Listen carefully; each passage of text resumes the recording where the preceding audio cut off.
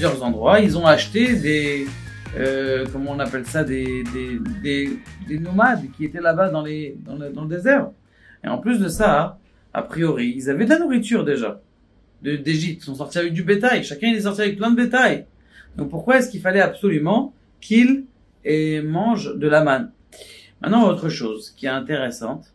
Qu'est-ce qui fait en sorte que, eh bien, notre étude, notre avodat Hashem, elle marche comme il faut?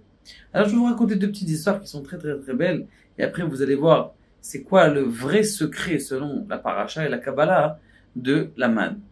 Eh bien, une petite histoire, la première histoire, c'est l'histoire d'un monsieur que son père avait déjà vu Eliyahu Hanavi. Et que lui avait envie aussi, le fils, de voir Eliyahu Hanavi. Maintenant, comment est-ce qu'on fait pour faire Eliyahu Hanavi? Eh bien, on jeûne pendant 40 jours et on étudie toute la journée et même la nuit. Surtout la nuit, c'est très important. Et on se repose le moins possible. Donc, il a dit, et bien sûr, de ne pas dire de la Shon Hara pendant 40 jours. Et le 40e jour, Be'ezrat Hashem, si on fait ça, on étudie la majorité du temps, on jeûne la majorité du temps, et après ça, eh bien, on étudie toute la nuit. Eh bien, ce qui se passe, on ne dit pas de Shon Hara, eh bien, Be'ezrat Hashem, on voit. Donc, il y avait ce garçon, il a dit, moi, j'ai envie de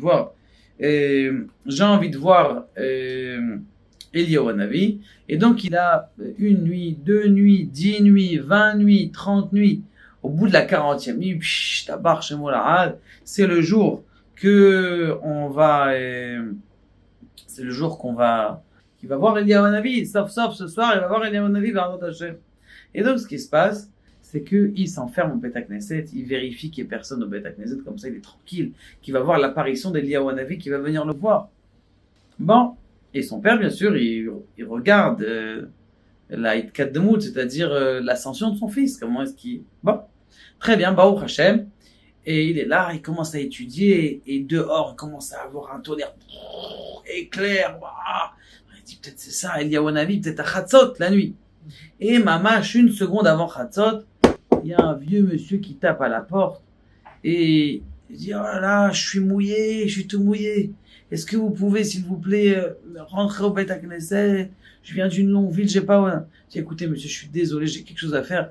Il y a une auberge là-bas au fond. Une auberge au fond de la ville. Vous allez là-bas, c'est pour tous les vieux monsieur. Non, c'est pas possible. Tout ça de rester 5 minutes. Je dis, bon, écoutez, restez 5 minutes, mais après, je suis obligé de vous demander de partir. Bon, ok.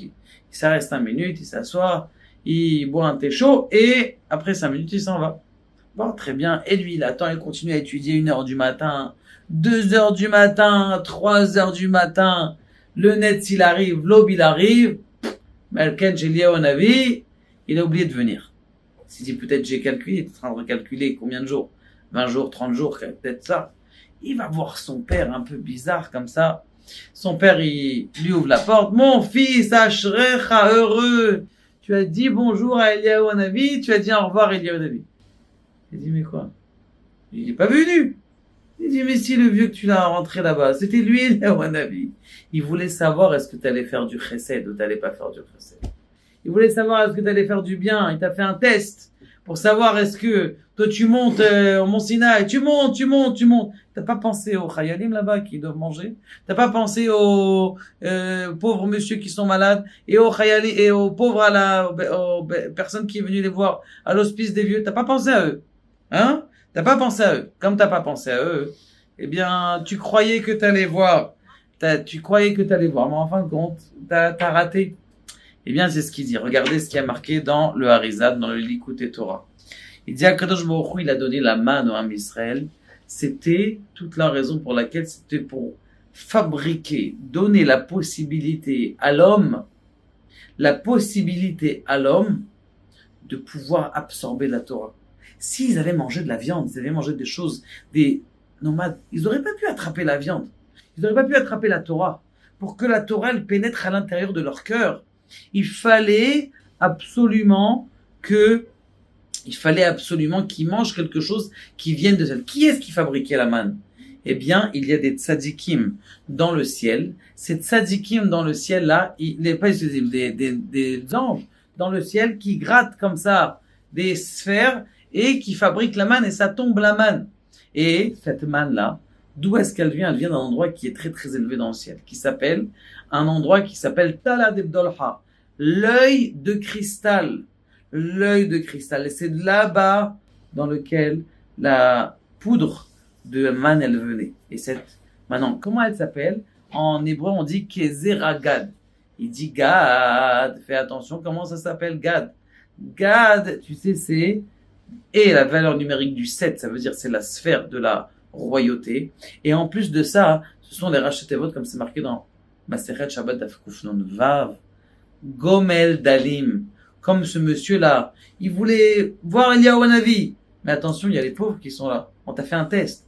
Gomel Dalim, tu veux que la Torah, elle pénètre à l'intérieur de toi, étudie toute la journée. Mais quand il y a quelqu'un qui vient te demander de l'aide, il n'y a que toi qui est là pour te demander de l'aide, eh bien, t'as pas peur de l'aider. Ou même Stam Kacha.